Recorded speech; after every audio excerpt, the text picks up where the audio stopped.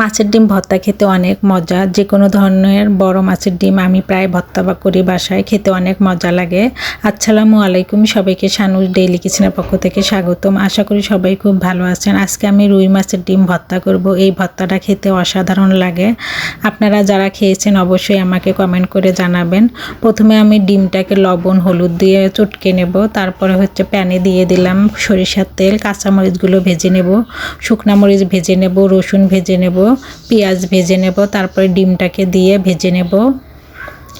ডিমটা খুব সুন্দর করে উল্টে পাল্টে লাল লাল করে ভেজে নেব। এই তো ভাজা শেষ। এখন আমি ভর্তা করব। এর জন্য মরিচ দিয়ে দিলাম, রসুন দিয়ে দিলাম, দিয়ে লবণ দিয়ে সুন্দর মতো ম্যাশ করে নিয়ে তারপরে ডিমগুলো দিয়ে দিচ্ছি, দিয়ে সুন্দর মতো ম্যাশ করে নেব। আর এই ভর্তাটা খেতে কিন্তু অসম্ভব মজা লাগে। আপনারা যারা কখনো খাননি আমার এই রেসিপিটা ফলো করে একবার খেয়ে নেবেন, খেয়ে অনেক মজা পাবেন। এই তো ভর্তা করা প্রায় শেষ। এখন আমি পেঁয়াজ দিয়ে দেব,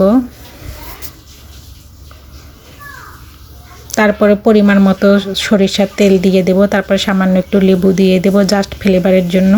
এই তো ডিম ভর্তার ফাইনাল লুক দেখতে যেমন সুন্দর হয়েছে, খেতেও মাশাআল্লাহ অনেক বেশি মজা ছিল।